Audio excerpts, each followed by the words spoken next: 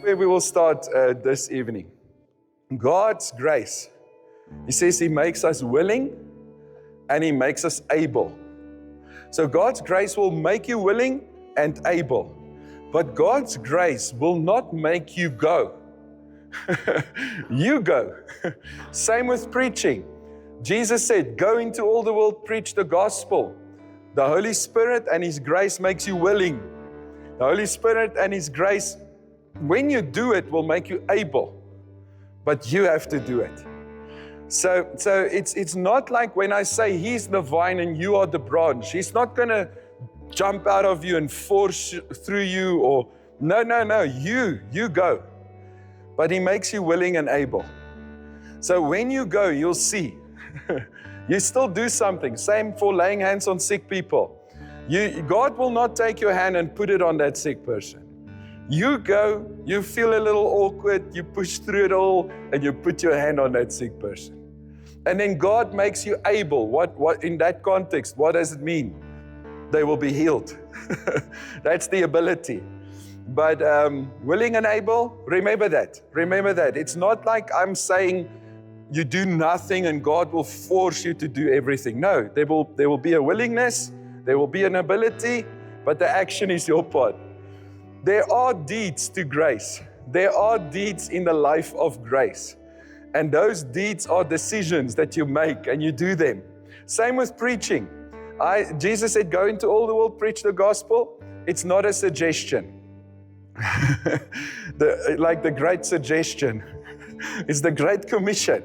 You were commissioned to do it. Do it, I tell you, you'll see God's grace, you'll see the goodness of God. Step out and go for it. I really feel that you need to understand there's a real action part of grace that you can do. Never think that you'll be under the law or legalistic when you do things. The only thing that places you under the law is the reason you do those things, and that comes out of what you believe. All right, so your motive becomes, I'm trying to please a God that I believe is not pleased, or I should do it to please God. I should do it to try and impress God. Or if I don't do it, so doing things to try and please a God that is not pleased, that would be religion. Or thinking that it all depends on you and what you do. What I mean about that is like when it's grace, Jesus gives you an instruction or you follow, or you do it, you preach and you see God do the work. When it's not grace, you preach and you try and make it work. So it's the two sides of dead works or works that is under the law would be you either try and impress God that you believe, you try and please a God that you deep down in your heart believe is not pleased, or you are fully depending on your own strength when you do the thing. For instance, you speak and you try and convince people versus you speak and God's word will do the work and God's Spirit will do the work. You lay hands, you try and get them healed. Or you lay hands and allow God to heal. But you still do something. You get it? There's still action involved, people. So it's not about what you do.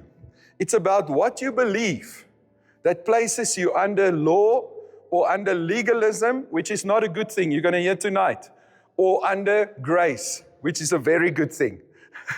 You're no longer under the law and the old covenant. You are under grace.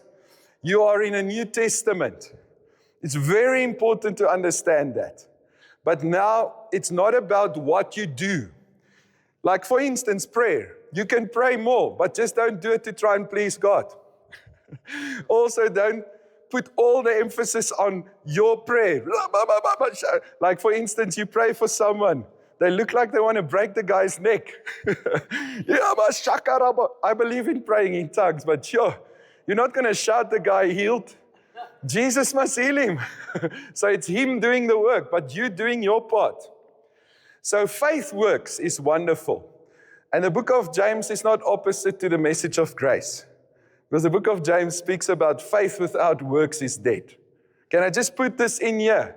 Can I jump in here tonight? We're going to do a little recap of yesterday. I'm going to preach of everything else I know. No, I'm joking. We're going to trust God that we stay true to what He wants me to. But in James, I think it's in James chapter 2, where it speaks about faith without works is dead. All right, that's a famous portion, and I'm just going to tell you why it's not opposing grace. All right? So it says there that, that's that whole thing of, if you say you have faith, but you don't have works, can such a faith save your soul? And then he speaks of, if you say to a brother, be clothed, goodbye, be well fed, and you don't give him the necessities for the body. It says, so also faith, without the necessities for the body, cannot live. Now let me explain it. So it's not emphasizing the fact that you must give to the poor. You must. It's something we do. That's just who we are. We give to the poor. We do things. But it's not emphasizing, let me read it rather. Otherwise I'm messing up that scripture. Let's start here. That's a good place to start. James, I'm trying to find that portion now. Faith without works is dead. Let me just get it. I said James 2, but I'm not convinced. Oh, it is James 2.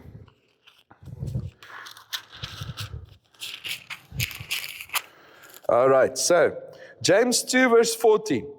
Okay, what use is it, my brethren, for anyone to profess to have faith, if he has no good works to show for it? Can such a faith save his soul? Now, we used to read this and think, you see, these grace preachers that says, like Marnus, these grace preachers, they tell us it's all by grace, but what about James? What about James 2? All right? So he says, listen, can such a faith save his soul? If a brother or sister is poorly clad and lacks food for each day, and one of you says to him, goodbye, keep yourself warm and well fed, without giving him the necessities for the body, what good does that do? Now listen to this. So also faith, if it does not have works, by itself is destitute of power. Now you read this and you go through it and you hear, we must give food and clothes. No, he's likening a person, or he's comparing a person that have no food and clothes with a person that says he has faith but no works. Okay, so he says, he's likening the person with no food and clothes to a person that says he has faith but there's no works. So he says it's a necessity. So as clothes and food are a necessity for your body to live, so faith is a necessity, so works, accompanied works with your faith, is a necessity for your faith to be alive. And the works I'm talking about is the simple works that Jesus speaks of. Ministering to the sick, preaching the gospel, sharing your faith. Just actively living out what you believe. Those are faith works. So you basically act upon what you believe. It's not faith plus works. It's faith and its works. You believe in healing, therefore you lay hands on the sick. You believe in God's word, therefore you preach it. You drive all the way from Potchefstroom to Harrismith. That takes faith. I have faith in this word that I drove all the way to just come and speak about God's word. So faith with my works, here I am. All right? So then it says, can such a faith save the soul? Now listen to this. It's not speaking of saving you, like salvation. It's speaking of salvation of the soul. I'll explain it to you further. So faith without works is dead. This means faith without its works that accompanies it is dead in terms of what it can produce. There's no results. There's no evidence. It is dead for the people that should receive miracles, and it is dead for you. As the body needs clothes and food, so your faith needs your corresponding actions according to what you believe. Therefore, you need to preach the gospel, lay hands on the sick, minister to people, share your faith. Come on, that's your life in Christ. That's what it means to be a disciple. This is not opposing grace. I'll tell you very nicely. It's really true grace, all right? So there's action. Before I go on, I'm talking about the following: faith plus works. 2 examples. The first one, well, there's a few examples that he uses here. Rahab. She threw that scarlet cord out of the window and she got saved. She heard the word, she acted upon it, and the scarlet cord speaks of the blood of Jesus, and she threw it out of a window, and when they came into Jericho, she was saved. So faith with her works saved her and her family. Not talking about being in heaven one day. It's about here on earth experiencing salvation. Faith with corresponding action. All right, so I'm talking about this type of faith. Moses, stretch forth your hand. Or Moses, stretch forth your hand over the sea and divide it. How many of you know God said to Moses, he should divide the sea? Moses, who, me? No. What did Moses do? He stretched the hand. What did God do? Divided the waters. So I'm not talking about this type of faith plus works, where you think you must make a way for the children of Israel. Imagine Moses with a bucket. Come on, guys, follow me. That's not what I'm talking about. That's faith plus works. That's you making a way for the children of Israel. The only thing Moses had to do was respond to his faith in God and do this. Just this. That's faith plus works. You get it? All right, so that's one example. The other example was Jesus telling them to say unto this mountain. That saying is a faith work. It's something you do. It comes out of your voice. He says if you say, he didn't say if you believe. He said if you believe and say. Faith plus its works, all right? Because you believe, you say. If you say unto this mountain, be removed.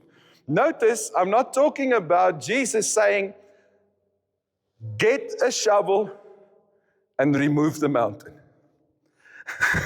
That would be dead works. That would be you trying to achieve God's work. Trying to make a way through the mountain. No.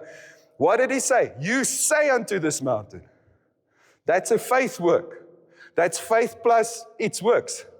That's faith not plus works. That's faith and its works. Its works, not faith plus works. Do you get it? Shh. Or move. 2 things, small things. You do a small thing and God will do a miracle. That's faith works. Now, then he continues. He says, listen. And he corrects these guys. I love James here. I love the book of James. I'm not against this book compared to the message of grace. So also faith, if it does not have works by itself, is destitute of power. Just like the man without clothes and food will die. So your faith will experience a form of death. You'll still have your ticket to heaven. It's not talking about going to heaven. It's talking about experiencing true salvation. It's going to be dead for you and dead for the people that need to be the receiving end of the miracles that you produce as the body of Christ, all right? So they're not going to receive help because you keep your mouth shut. You don't go. You don't lay hands. You get it? All right, there's something that you do, people. But I know it's going to come across. I know you're going to hear this, and it's going to bless you. This will now put a stop to the accusation against the message of grace, that it's not, these people just believe, you just sit and God will do everything, and da-da-da. Yes, God will do everything. But you do something. You respond, you act, you speak. There's something that you do. Tomorrow I'm going to talk about speaking also. There's something that comes out of your mouth. It's something that you say. It's something that you do. But the full confidence and trust is in what God will do as a result. or in what will manifest when you act upon what you believe. You lay hands, you expect a healing. You stretch your hand, you expect an ocean to open. You do a small thing. You do small things in faith. That's why this was so valuable. This outreach was so valuable. It's a small faith thing. It's literally, it feels awkward for the flesh, man. That old nature you. Yeah, I'm here in the street speaking to people about Jesus. I feel so awkward. Well, that man is dead. Respond to the new man. He understands the value of what it means. The new you wants to be out there sowing seeds of faith to people. Just speak to them about Jesus and believing it's changing their whole lives. That's the craziness of the gospel. Not crazy, but for the world it looks crazy. We go out, we preach the gospel, and we believe this message will save lives. And you do it with the same passion that you are convinced they're going to be different after they listen to what I said. I believe this. That's faith with my works accompanying my faith. You get it? So then it goes on. He says, but someone will say, I have faith and you have faith and I have works. Now show me your faith apart from works and I'll show you my faith with the works. It says demons also, you believe that God is one, you do well, so do the demons. And they shudder.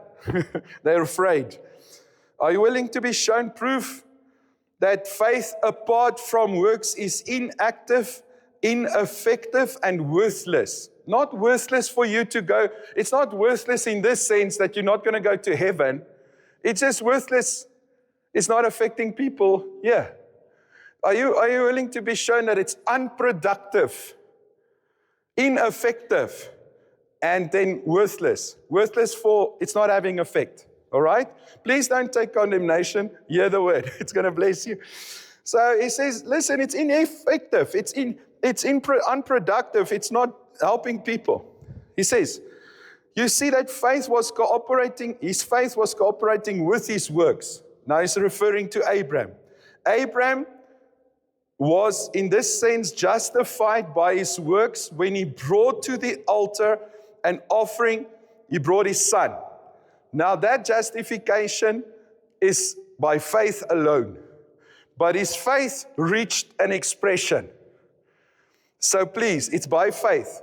So he came and he acted upon what he believed. What did he do? He brought Isaac. He brought Isaac with the full confidence that God was even able to raise the dead. All right, so I'm not going to go into Isaac's story, but you understand there was a corresponding action. All right, then he went on. He says, listen, it says, so the scripture was fulfilled. It was accounted righteousness. He said the man through, so then he explains this confusing thing that people say, you know, it's not through faith alone, but it's by faith expressed through its works. So verse 25, so also with Rahab, was she not shown to be justified? But now this is the confusing part. It's not like the justification we have in Christ, but it's justified in terms of her action and what she did. He says, was she not shown to be justified when she, by good deeds, when she took in the scouts and sent them away on a different route? What did Rahab do? She took the scouts, she sent them away, and then she responded according to what they told her. She threw the scarlet cord out. So then, he says, for as the human body, apart from the spirit, is lifeless, so faith apart from its works is dead. As the human body apart from spirit is lifeless. The human body will die when there's no food and clothes also.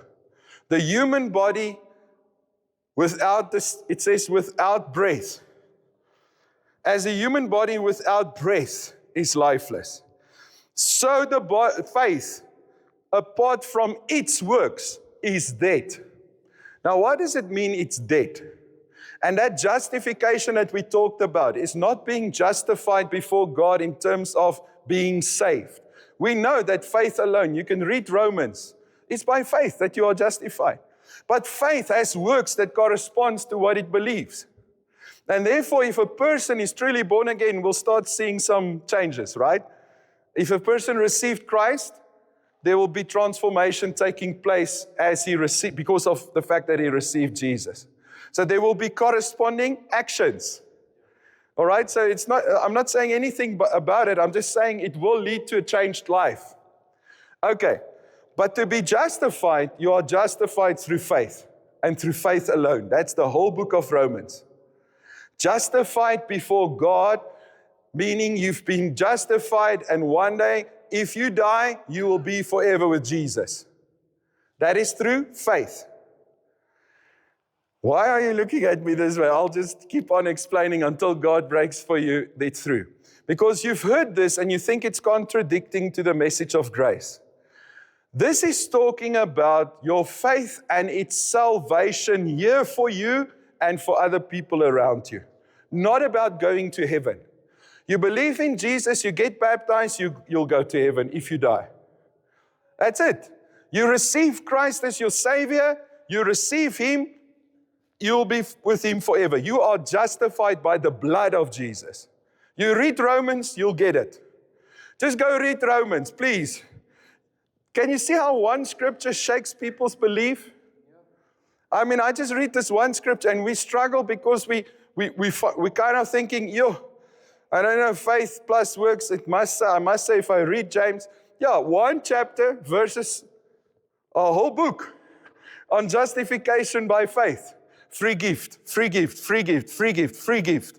5 times in Romans 5. Justified by His blood, all have sinned. Romans 3, all have sinned and fall short of the glory of God. Amen. No, not yet. And all are justified freely by His grace.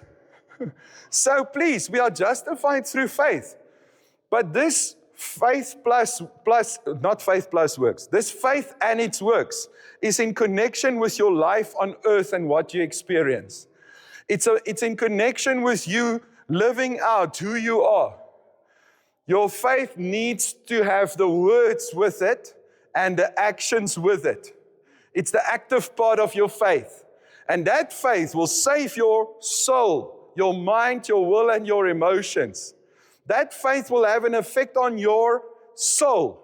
That faith will help you experience the salvation that Jesus brought. That type of faith that is corresponding with action will bring results.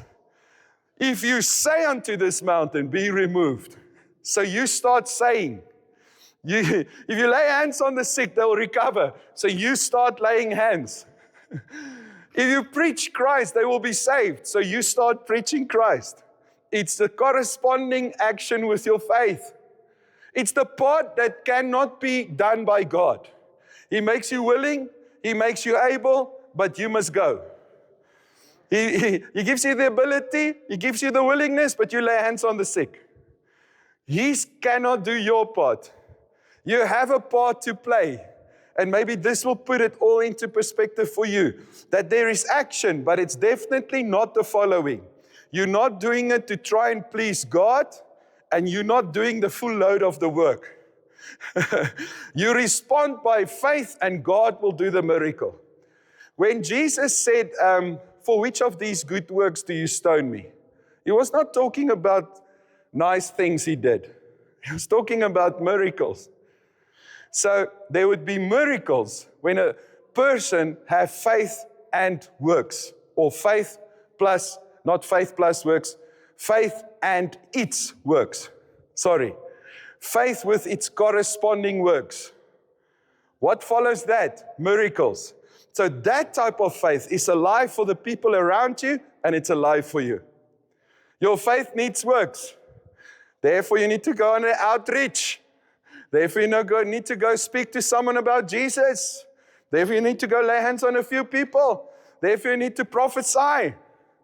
Even in your own room, I prophesy change over this nation. I say this will not be as it is in the news. We will see revival. We will see faith with corresponding action. Even if you do it in your room. You prophesy, so your words corresponds with what you believe. No, I believe it deep down in my heart. No, let me hear it. Let me hear it.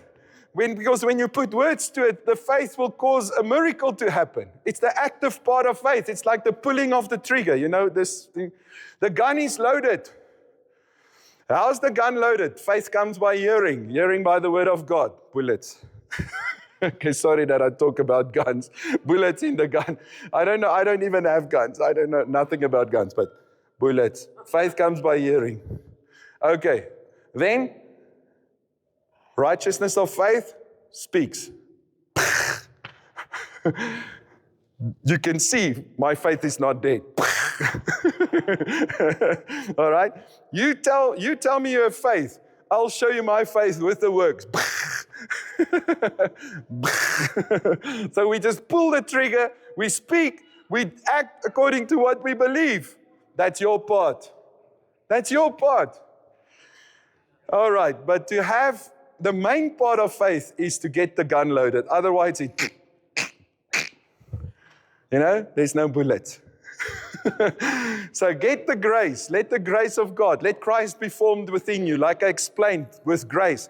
But understand there's a corresponding action, and that action is you, but God makes you willing and able. I like to repeat. Maybe someone missed it. Let me repeat. Is that all right? I'll repeat. Because now, what is dead works? Dead works, you try and please a God that you believe is not pleased. You do it out of the wrong motive. That's dead works. Useless. No use. Right? Stop it. Dead works. Next thing, I'm doing it with full dependence on my own strength. So I try and make a way for the children of Israel through the Red Sea, and I try and remove the mountain. That's dead works. But saying what you believe is not a dead work. That's a faith work. You getting it? When I say what I believe, that is a faith work. And it brings results. When I act and do a simple thing because of what I believe, that's also a faith work. When I preach the gospel and stand up and preach without trying to change lives but just sowing the seed, that's a faith work. My dependence is on the Holy Spirit to change lives. My dependence is on Jesus to reach people. I just preach. Now, for instance, like Pete have the speaker on his bakkie, if he preaches trying to convince people, it's going to be very tiring because he'll see little to few results. But if he goes and he just knows, he's just sowing the seed. And a sower loves sowing. Pete is a sower, and a sower loves sowing. I'm talking to Pete, but to everyone through my speaking to Pete. He is a sower, and a sower loves sowing. He sows the seed and expects God to bring the harvest. And then he goes again, because I'm just going to sow some more seed. I'm going to sow more seed. That's a faith work. And no one can do it except Pete if he responds. Well, everyone can do it, but no one can do it for him. Faith works. Are you with me? Expecting God to change the lives, and you just speak and realize the seed is sown. That's the side, it's not the balance of grace. That's the expression of grace. All right? God makes you willing and able, but God does not make you go. Like you decide, I respond to come to Harry Smith. I drive, I come, I speak, I show up. The world needs Jesus, and Jesus gave us not the great suggestion, but the great commission. Go into all the world and preach the gospel. But now the joy of that is you need to learn how to enjoy sharing life with people and not being so focused on the response, the lack of response, and how they react to it. Faith, we walk by faith and not by the seeds that you sow. Find joy in responding upon what you believe. And you show up in town, you don't care who listens to you, and you preach like he's doing. So you find joy in sowing the seeds. Of course, God will show you the results, and sometimes people will come back and say, this is what happened. My life was changed. You prayed for me. But you have faith to the point where you went into the action. The grace made you willing and able, and then you responded. And you went. Hallelujah. Thank you, Jesus. Are you with me? This is awesome. Thank you, Lord. I love it. So faith will not save you to action. Deeds, faith works, will not take you to heaven. Faith works will make your faith be alive for other people and yourself on earth. Therefore, respond, speak, and act according to what you believe. Now, let me bring it in here. That's true faith. Faith is acting and speaking upon or about what you believe. You are not moved by what you taste, see, hear, smell, experience. You're not moved by what you feel. Your emotions, what you see, what you hear, what you taste, what you smell, like normal human senses. You have them, but you're not moved by them. You are moved by what you believe. And what do you do with what you believe? You say it and you act. So you are not moved by what you taste, see, hear, and smell. You are moved by what you believe. Therefore, you say what you believe. You speak what you believe. You speak according to what you believe. And I used to think years back when I first got the revelation of grace that this speaking God's word thing, it seems like hard work. It must be under the law. Now I'm becoming legalistic, saying what God says. I don't know about it. But then God changed my mind and I started seeing, hey, this is just a response of faith. It's better than moving your own mountains. Just say it. What if the mountain doesn't move? Well, you go to the mountain, that's now any obstacle, anything in your life, you say, hey, mountain, move. The mountain doesn't want to move. I'll be back. You go to the Word, and you see who God is. You see who Jesus is, what He did on the cross, who you are because of it. You go back, and where's the mountain? Oh, small molehill. Just go, kick it over, and go. So you get faith. You're not called to move the mountain. You're just called to speak. Mountain, move. Oh, thank you. Gone. What if it doesn't move? Well, don't try and move it. Go back to the Word. Get faith in your heart and speak. Until it goes. Until the situation change. Faith is this. You live by what you believe. You move and act according to what you believe. Your action when it comes to finances. You know the reality. Bank account spoke clearly. I'm not saying don't have wisdom, don't act wise, don't have financial sense. I'm not against any of that. We're living in a normal world. You can do that. But in terms of faith, it will not be the right thing then to say, listen, I want to sow a seed into someone's life. I want to give something to someone. I just want to give someone something or help them in some way. That would be against what you see. Because you saw, and now you act differently. Why? Because you are moved by what you believe. What do you believe? God is my source. I foreseen. And you act according to what you believe. You give something. I'm not saying go throw everything away. Don't take instructions here. Just start living by faith. You give something. You release something. Because you know God is your source. You're acting according to what you believe. You're not moved by what you see. This really happened. I was at a conference and these two friends came and visited me, and I went to this pastors and leaders conference.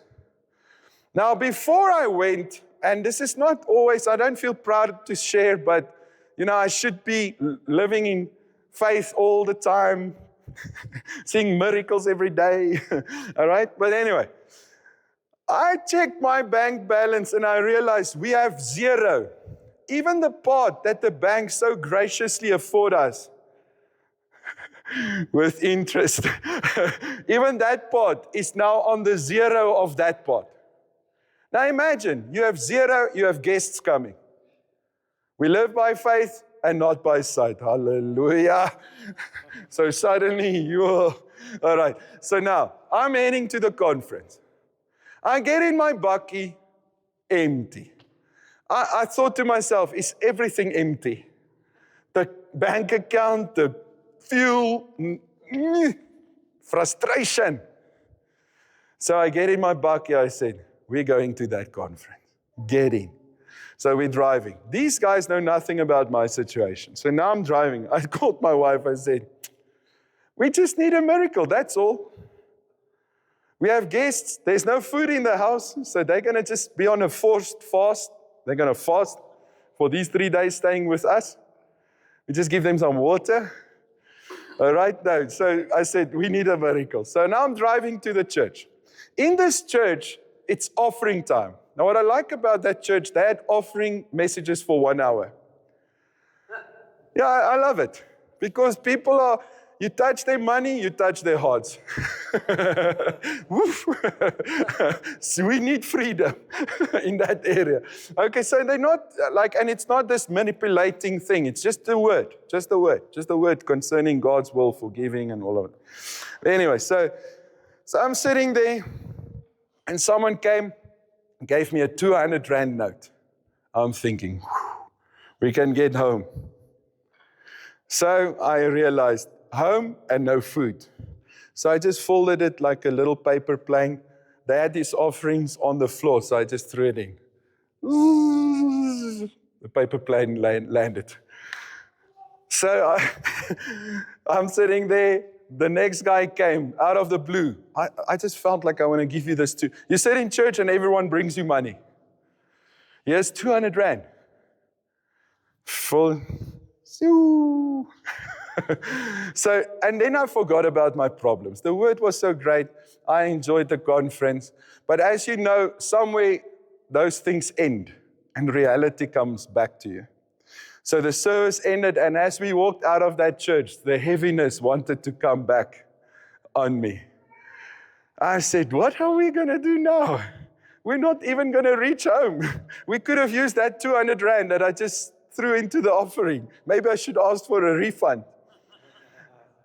So now we're driving into Stilfontein. I said to them, guys, I'm just going to put fuel. The people that are with me. Sorry, I'm not saying I'm right in the way I acted. I should have told them the honest truth. But I kept it to myself. Now I'm thinking, you hypocrite, you fool. You're lying to the people. Yeah, wat gaan jy nou vir hulle sê? So I'm walking up to that ATM machine. I said, Lord, you are my source. So I put that card in. And in that time, from the service until that time, we received, now later on, I always share the testimony, but this is what happened. Tax. Money that they owed me. And it was a nice amount. It was 18,000 Rand. That came in. I know you would say, yeah, but you would have received it anyway. But think of the timing. 18,000 Rand coming into my account when I was on zero.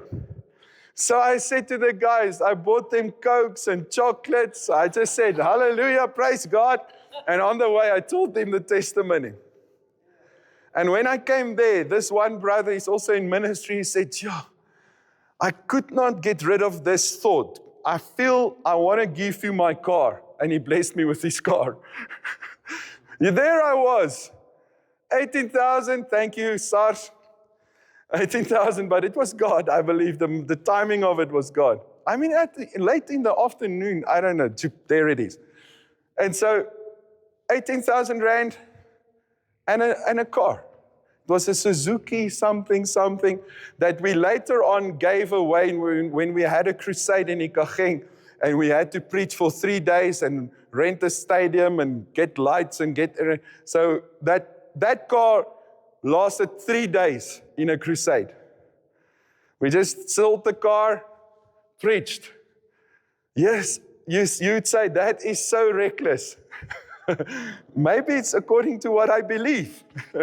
Maybe there's faith involved. No, definitely there was faith involved. Because even now, here we came with a vehicle that someone blessed us with in June. A new bakkie that we have. It's here. It's there parked at Johnny's house. A new bakkie that someone blessed us with. Isn't that awesome? Yeah, they just gave it to us. They said, okay, we want to... The guy called me. I preached on be anxious for nothing that week. Make your wants known to God through prayer and thanksgiving. Make your wants known to God. And I preached that, and I've just finished preaching. This guy says, yo, Manus, I think we should exchange your bakkie. We should. I thought, who's we now? What do you mean? I call him we. I said, yeah, I would like to, but what can I do? 500,000 Ks on the clock, still running. What can I do? He says, no, I think we should do it. We? So I said, and he said, no, I felt like I want to do it. And I said, okay, if this is your heart, this is my heart. So we exchanged the vehicle, he paid the difference, and we have a new vehicle. But we have given 5 away. You understand? And we have received 5. This is number 6. So, I'm behind. Oh, no, I'm not. We just gave our bus away to another preacher just in January. He's coming to pick it up next weekend. Oh, what are we doing? Are we crazy? No, corresponding action to our faith. Come on, people. I'm not perfect in that. We've had some tough times. We had some better times. And then we had some times where that miracle didn't come instantly. And we waited and said, Here. But we survived. And we picked up ourselves and said, let's trust God. Let's get the word of God in. Other times we had no money, and then I said to my wife, what can we do but hear the word? So we put messages on. That's about Jesus and faith. Faith, not our faith, but faith that comes from the word. So we just heard Jesus and faith, Jesus and faith. It was 2 days, then our situation started changing. Not because of any natural, it's totally without logic, it changed. This friend in Australia felt like they wanted to give us something, and it happened in those 2 days. And he never have done that ever. But it happened in the 2 days where we said, we're going to take God's word until this thing changes. So we locked ourselves away with the word until the miracle came. Are you hearing? Faith with its corresponding actions can save my soul, and it's alive. Or let's just use this part of that verse. It's full of life. Faith with its actions is full of life. And your faith life needs corresponding actions. And that actions is mostly words and sometimes small deeds. Not big deeds, small deeds. Small deeds. Compared to the big things that God will do after your small deed. Now it's a big deed. The guy gave us a vehicle. But imagine what he's going to receive. Not because he's buying it or earning just based on the fact that he acted on what he believed. Now maybe he receives trucks. I don't know what he's going to receive. I received a bakkie. He can get trucks or whatever he needs. Aeroplanes. Then people say, look at these rich people flying with their aeroplanes. But you don't know, he blessed some other guy with a bakkie. So God says, yeah, I like that. Vat daai vliegtuig. You know, prosperity is not a bad thing. Greed and manipulation is evil. And the love of money, if you don't have Christ at the forefront of your heart, is the root of all evil. But if Jesus is your shepherd, I see no reason why you shouldn't prosper above your wildest dreams and imaginations. I tell you, it's the heart of God for you to prosper. For all of us. Prosperity is a good thing. Why is it a good thing? Because if you read the Bible, you'll see it's a good thing. Everything here explains to me how good prosperity is. Because he says, if you obey the law under the old covenant, these blessings will come upon you. And if you don't obey, these curses will be the result. What was the blessings? Blessed will you be in the city. Blessed will you be in the field. The Lord will bless you with a surplus of prosperity for those that obeyed the law. A surplus of prosperity. These prosperity preachers. Now you have to define. What do you mean? Is it greed, manipulation? Then let's speak out against those greedy, manipulative preachers. But don't throw prosperity in your die ding wat you're not fighting a God thing, a good thing. Yeah, no, just think about the Jewish people and the Muslims. No problem with prosperity. But the Christians, geld is, we think it's of the devil. And may we change our minds and prosper. And may we live for Jesus first. So that prosperity can be a blessing, blessed to be a blessing. That you become a blessing to the world. And it's not just by giving it away. It's by creating jobs. It's by starting businesses. It's by being someone that brings prosperity to a city because you and your business is here. Why did Piet, jy het gebid dat ek volg. Ek glo ek volg. I'm following. It's totally out of what I actually planned to preach. But what I say all of these things. I think a Saturday night crowd can take this. Tomorrow, we'll trust Jesus to give us a step-by-step program. No, I'm joking. Boy, may God move tomorrow as well. May it even be more radical. Okay, so, but faith without its works is dead. So that's what it means. And I felt like maybe this is a very good, not balance, but fullness of the teaching of true grace. Grace doesn't mean you sit down and do nothing. Grace is action out of faith. But you are not doing it out of the wrong motive. So let's just look at it quickly. Thank you, Lord. I believe this will be a blessing to everyone that heard this part of this message. Now let's go to part 2 of tonight and move from there.